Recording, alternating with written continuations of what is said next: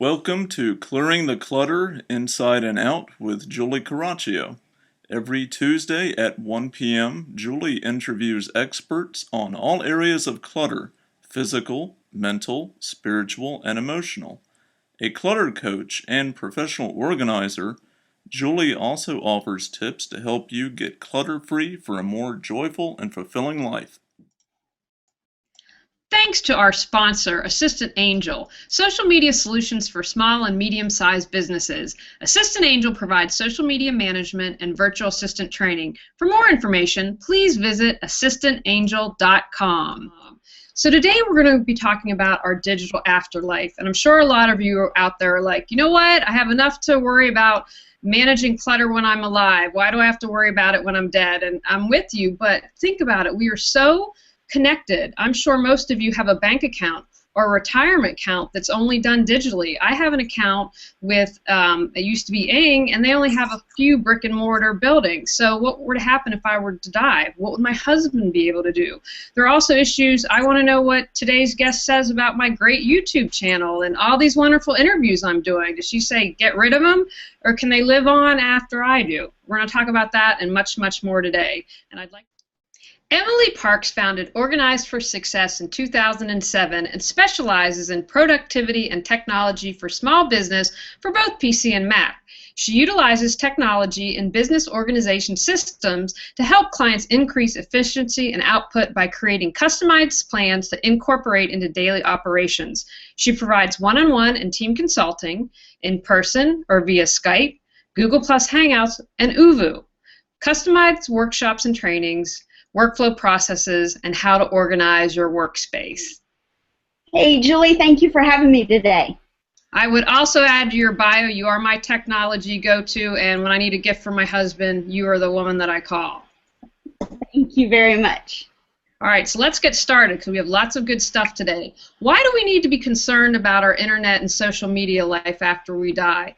Can you share some of the legalities that you found? Absolutely. In today's society, both businesses and individuals have a digital footprint that's scattered widely across the internet. It includes emails, online banking, iTunes music libraries, social media profiles, web-based photo albums, online file repositories, blogs, and more. It goes on and on and on and on. Well, for physical items in our estates, it's very clear-cut about how things are handled when we die. We have a will, we have an executor for how that is handled, but for our digital assets, it's a much more legal gray zone right now.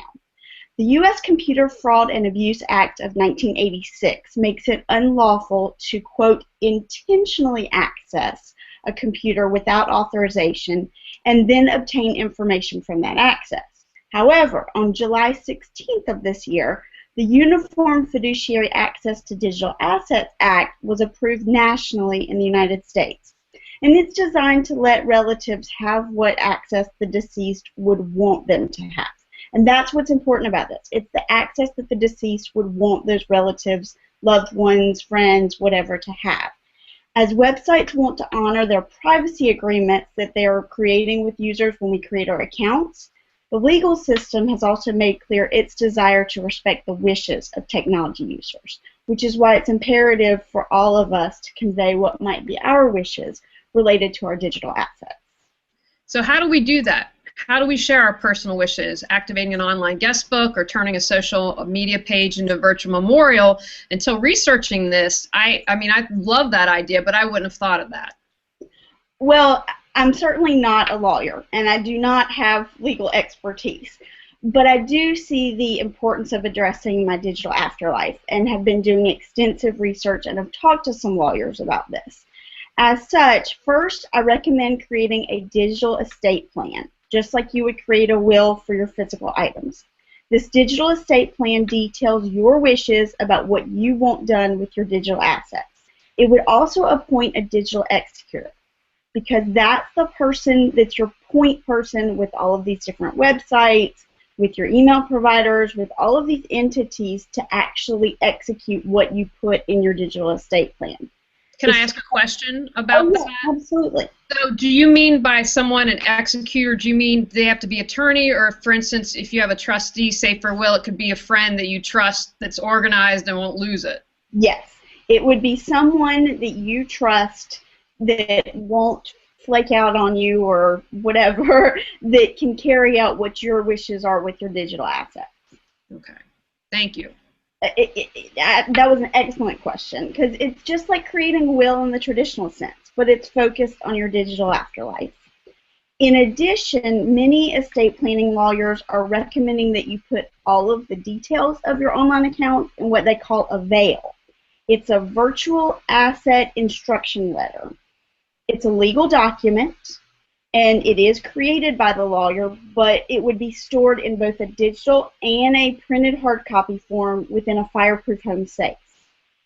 I typically say, and I've heard from the lawyers, the fireproof home safe, because if you put it in a safety deposit box, there's a delay in when your survivors are able to access that. Whereas if it's in a fireproof home safe, they can get to it immediately upon your death and be able to start carrying out what your wishes were. The key to the veil, or virtual asset instruction letter, is that you do need to make your digital executor aware of its location and provide them with the passcode to get into your safe. Beyond, oh, May I yes. ask another question? Sorry, this is all new to me, and so I'm very curious. Is the veil something that we can easily find online, or is that, you know, they have those lawyer sites for $69, create your own will? Is it that type of document, or is it something that you can just find, or do you have to go to an attorney to have something official? Because probably it varies, I would think, maybe a little bit state by state in the U.S. It definitely varies state by state.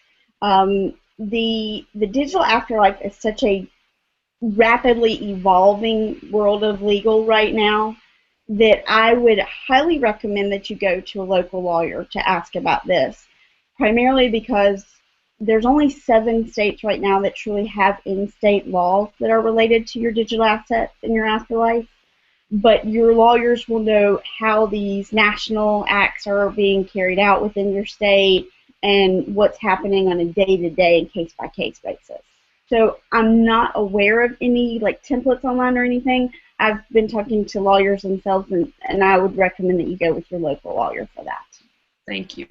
You're very welcome. And speaking of lawyers, I do want to address your power of attorney, because it's important to tweak or update your power of attorney document so it includes language specifically allowing your designated heir to access your emails, your electronic data if you're ever incapacitated. So you may not be dead, but you may be in a coma or something like that. And so all of the laws are your data being addressed by legal entities at that point in time is just as important as in your afterlife. That's an excellent point. And it is state by state, so there's quite a variety between different states. So within the will that you already have, hopefully, or are creating for your physical assets, you would want to make sure that your digital executor is included as someone that is able to get a copy of your death certificate, or else they won't be able to carry out what your wishes for all of your digital assets are.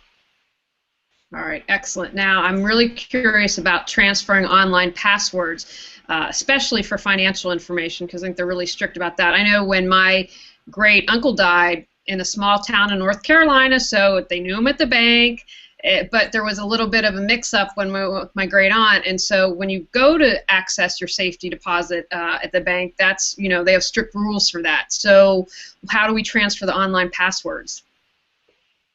So accessing someone else's account, even after that person's dead, is still a bit murky from a legal standpoint.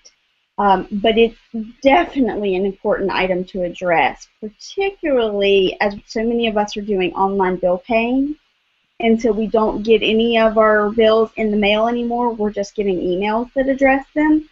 So you want to make sure that the deceased bills get addressed, so you have to be able to access their email. So there's still a lot of people that are maintaining their list of passwords in a paper book or a printed list, and while this may suffice on a personal level, it can be difficult to maintain and is certainly challenging to share with your digital executor. So instead, I recommend using a password manager to generate, save, and autofill your passcodes. This will make life so much easier for your heirs because then they have one go-to place for all of your passwords and account information. And in fact, a lot of these online password managers, they come with apps that include a data vault. So not only can you have all your password information in the password manager, but you can have some key documents within it and data that would need to be accessed very quickly. Great examples of password manager options are LastPass, Flash ID, 1Password, and RoboForm, although there are tons of other options that exist. Alternatively, go right ahead, yes. Can you just explain for people who might not know, like, what is LastPass and what does 1Password mean? What do you mean by that? Okay, so these, you can go to their websites to create your account within them. And then once you've created your account, you would enter each of the websites on which you log into, as well as your associated username and password. However, they can also auto-create a password for you. So that inherently as human beings, a lot of times when we create a password, it has some sort of connection to us. However, if you allow your password manager to generate that password for you, then it's going to inevitably make sure that it's not connected to you. It will also have capital letters, lowercase letters, symbols, and numbers all mixed into it. So it's a lot harder for hackers and do-no-gooders to access and break into. With that in mind, the password manager is something that you can install onto your internet browser as well as any of your mobile devices, so that each time you're going to log into one of these secure sites, all you have to remember is the password for your password manager. You no longer have to remember all those lists and lists of passwords for each of those individual sites because your password manager is remembering those. So the benefit to your heirs is that they only have to remember that one password for your password manager, which they can then log into from anywhere on the internet. Fantastic. Just a more streamlined approach to it. However, I know there are some people that are concerned about cloud-based technology. If you're uncomfortable with the cloud-based technology aspect of a password manager, you could utilize a password-protected memory stick or flash drive, which you could put in that same fireproof home safe that we mentioned before. Outstanding. Now, I'm sorry I interrupted you. Were you able to finish your thought to the question? Yes. I think the big thing for people is options of how to convey that information to their digital executor, and each of these options provides them safety, stability, and some flexibility.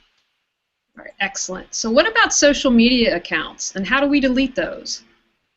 Well, the approach to different social media platforms is going to vary depending on your desires as well as what each site offers. This has become quite the hotbed for legal activity. For example, Facebook actually altered its digital afterlife policy earlier this year, and their policy now is to turn a deceased person's page into memorial mode. So they make it publicly available for people to post memorials and things like that. But shutting down a deceased person's Facebook page actually requires the user's birth certificate, death certificate, and proof that the person that is submitting the request is actually the lawful representative of that dead or the deceased user. So it's not an easy process by any stretch of the imagination. On the other hand, Google actually offers what they call Google Inactive Account Manager, and that allows you to go into your Google account within your settings and choose a trusted contact. So I'm saying probably your digital executor would be that person, but whoever this person is, this is who would be notified by phone or email when your account has been inactive for a specified length of time. You designate that within your Google account. And whoever you designate as your specific person in your Google Inactive Account Manager, they would then be able to get access to all of your Google accounts. So your Google Plus, your Gmail, your YouTube, your Google Photos, all of the different tools that are under your Google platform would be passed along through that Google Inactive Account Manager. Now, do you know if that gives you an option to have more than one person? Because I don't know, just the way my personality is, like hopefully I will live a long life, so I will pick someone 50 years younger than me to deal with this, but you just never know what happens, and I don't know. Do you know about that? My understanding, and I'm not an expert on that particular aspect of it, but my understanding is that it is one person at any particular time, but you can always change it over time. So if who you designate now is not who you want in 30 years, you have the ability to change that option. Excellent. But there's so many different platforms. Like Twitter offers a contact form to assist you in deactivating, but you can't transfer your account like you can on Google. And for Yahoo, in America, Yahoo accounts are non-transferable but can be terminated after submitted a detailed request, whereas for Yahoo in Japan, they've actually created a program called Yahoo Ending, where the Yahoo user is able to log into their Yahoo account and set up for an email that they've prepared to go out to 200 addresses at the time that they're updating Yahoo as a deceased person. That email goes out to 200 email addresses, and Yahoo opens what they're calling a memorial space bulletin board, where people can come and leave condolences messages. It's not as cut and dry as just deleting accounts for someone who's passed away.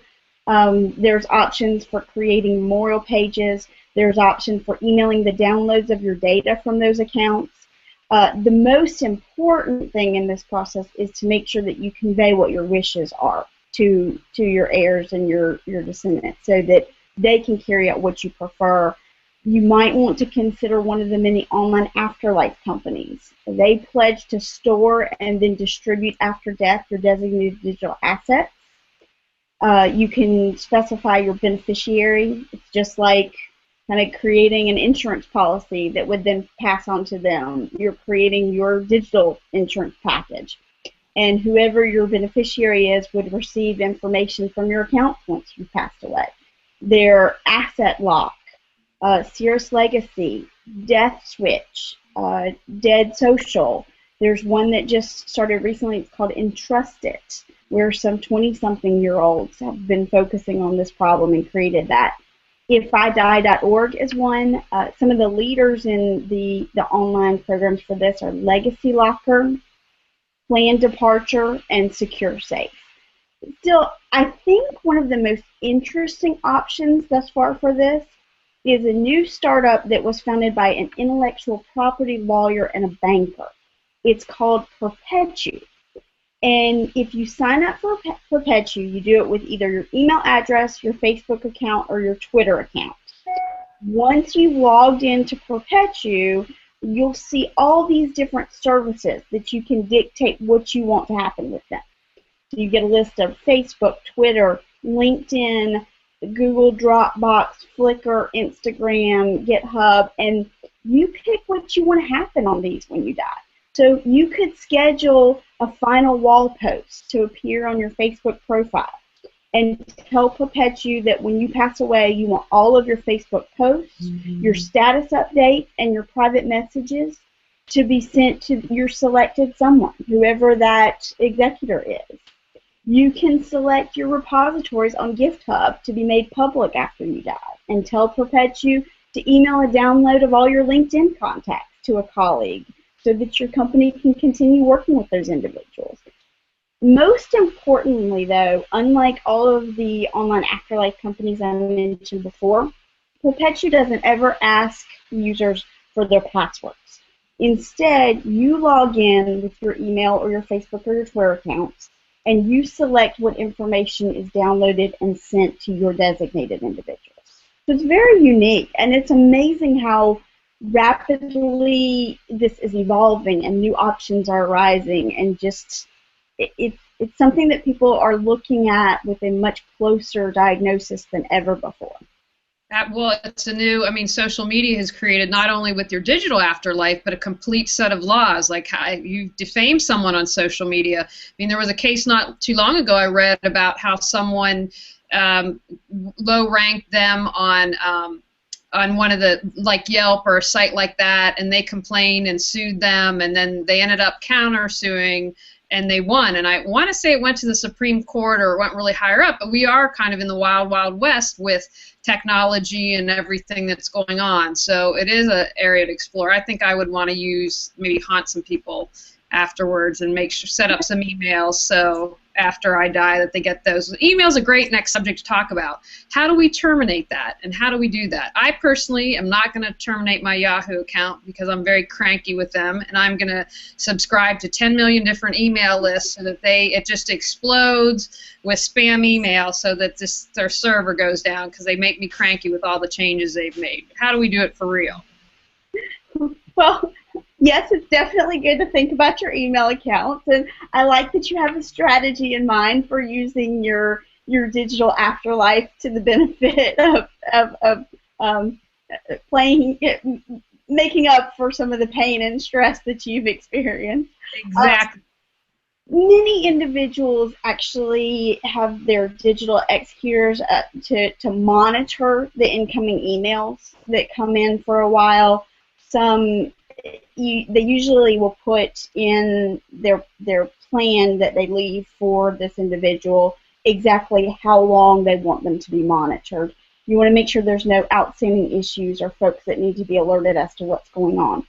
At some point in time, though, a lot of people will switch to having an autoresponder go out from those email accounts, so that way nobody ever actually has to check them. You can set it up so that emails received are deleted from the server after X number of days, so it's not like you're worried about the email account becoming full, but your autoresponder would then allow people that may not have heard from you or were not aware of what had happened to know what's going on. But there is always the option to delete the email account. If you use Gmail, your email is covered under that umbrella of the Google Inactive Account Manager. If you use Yahoo for email, that would be addressed in the detailed termination request that I mentioned before. If you get your email from Time Warner Cable or whoever provides your internet coverage, by ending that associated account, you'll automatically deactivate that email address. All right, excellent. Beyond that, it's going to vary from email provider to email provider. So, for example, my website is hosted through GoDaddy, so my email is with GoDaddy. So that would be included in my digital estate plan to address my GoDaddy account. Okay, wonderful. Now this brings up my other point. Is my diabolical plan not going to be able to happen? Because what about unsubscribing from e-databases? Or is it no big deal, or do they automatically unsubscribe you? Well, you are correct in that when you delete your email address or deactivate your email address, it's going to remove you from the e-database, because when the company sends you emails, they'll bounce back to the company, and then the company will take the steps to delete any bounce backs from their e-database. However, some people include unsubscribing in their digital estate plan because they want to make sure that they don't require companies to take that extra step of deleting their email from bounce backs. Either way, you're going to get removed. It's on a case-by-case basis of which do you prefer. If you have a very active digital executor that wants to really be very thorough, then unsubscribing would help on that, but you're going to get removed from those lists eventually anyway, as long as your email account becomes deactivated. Okay, fantastic. Now what about identity theft? I mean, we have identity theft without digital, and you see all these people like Anonymous just are able to get into these databases. Is that something we need to worry about? And what about the data clearinghouses like Intellis, Spokio, and People Finders? Oh, Julie, it is mind-boggling for me. I am constantly amazed by how many thieves are focusing their energies on stealing the identities of those individuals who have passed away. It's quite sad, but it's definitely something that would need to be addressed in your digital estate plan. Alerting the various credit reporting companies, including Equifax, Experian, and TransUnion, is important. They each have contact us areas on their website for starting this conversation, but they would definitely need to see a copy of the death certificate. Further, beyond the credit reporting companies, it can be helpful to consider those data clearinghouses you mentioned. All of them will need a copy of the death certificate, hence why it's important for your digital executor to have that documentation. And while your digital executor can call each of those and tell us, spoke y'all, people finders, they would then have to fill out all the requested paperwork, and it can be a very time-consuming process. So I often recommend that just consider a program called Delete Me, and Delete Me will actually go through all the legwork for you, and so your digital executor doesn't have to worry about all of the paperwork, the phone calls, and everything involved in that. All right, wow. Gosh, I have a lot of homework to do after this interview. Ay, ay, ay. So what about, is there anything that you think is okay for us to keep alive? For instance, I love all my interviews, and hopefully they're going to be in a bunch more places that besides YouTube, and so I think it's wonderful information. I'd like to keep it. What are your thoughts about that? I'm really glad you brought this topic up, Julie, because that actually is one of the areas that has made this a legal complexity, because the answer varies dramatically from person to person, and it depends heavily on what you feel exists in your digital portfolio that may carry some value. There was an example, there's been several examples of bloggers or people that were actively contributing articles, ebooks, things like that, that they didn't leave suggestions as to what to do with their content, their creative assets. They were all online, so it's not like there were printed books and things like that that could be dealt with.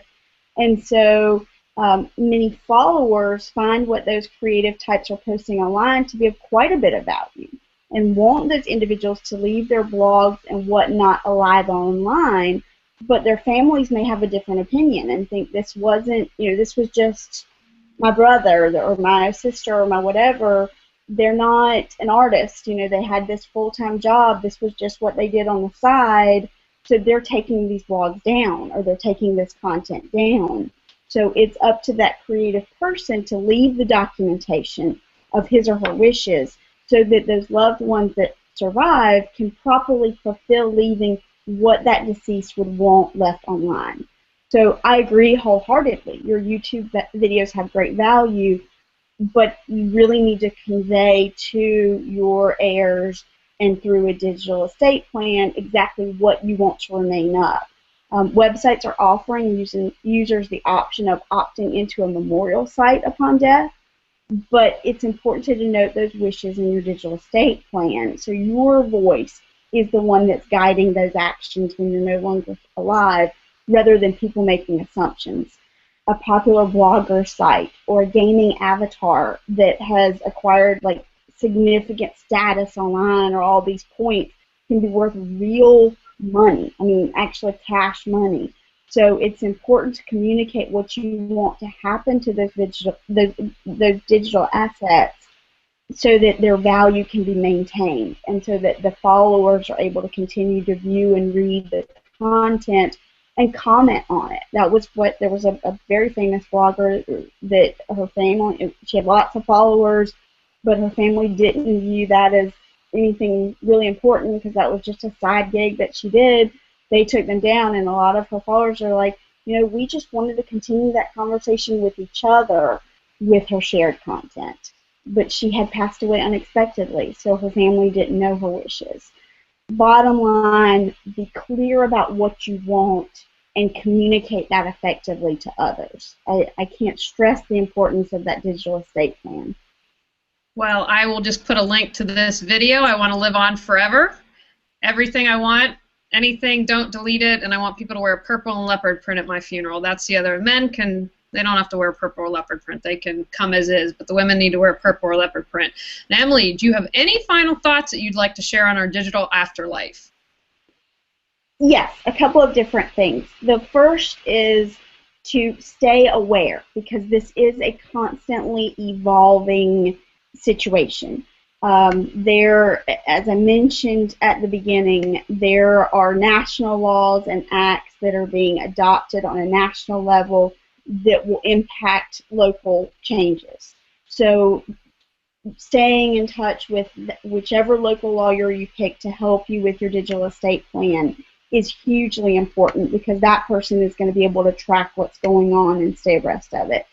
The United States government actually posted a blog post to tell people to create a social media will. So your digital estate plan takes that a step further, and instead of just focusing on your social media, is all-encompassing. I really encourage everyone to take time to do an audit of what are your digital assets. You know, we have these lists of passwords, but we don't always think about our iTunes library or our Picasso pictures or whatever might be in existence that are scattered around, and our footprints are very scattered and very widespread right now. So making sure that we take that audit, keep a thorough list, and make sure to share that with others is important. I also encourage people to, there's a couple of really good websites.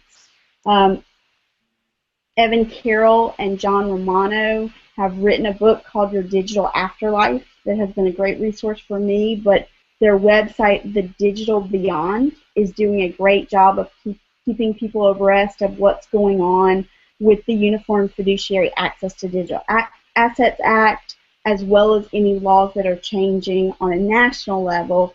Your legal contacts on a local level can help with how that's going to trickle down. But making sure that people are clear on what their digital assets are and what they want to do with them, and then staying abreast of what the legal implications continue to evolve and change and become.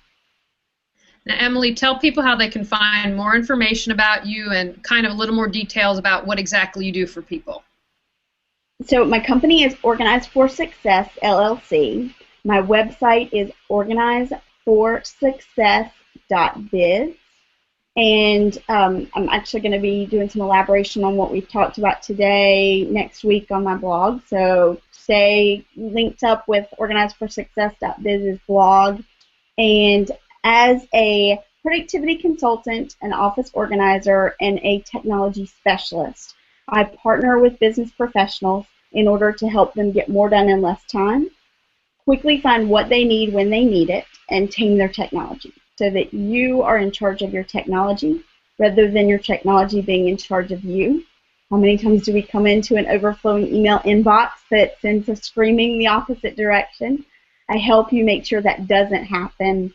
But technology is a big part of most people's lives. Work, playing, everything in between. And I want to make sure that it's a tool in your toolbox rather than just another something you have to deal with. And it only took Emily probably 2 or 3 years to get me in the digital age in some areas. So if there's hope for me, there's hope for everyone. So I'd like to again thank our sponsor, Assistant Angel, who offers social media solutions for small and medium-sized businesses. Assistant Angel provides social media management and virtual assistant training. For more information, please visit assistantangel.com. And again, I want to thank Emily Parks from Organize for Success. Thank you, Julie. This has been great. All right, everyone, go out and clear some clutter and create the life that you deserve and choose. Bye now.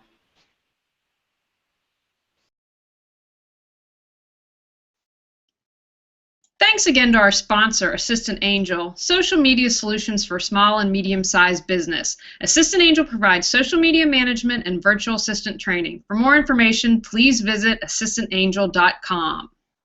Thanks for joining us on Clearing the Clutter Inside and Out. You can find out more about Julie Caraccio and her services at reawakenyourbrilliance.com. We'll see you here next Tuesday at 1 p.m. Remember, the journey of 1,000 miles begins with one step.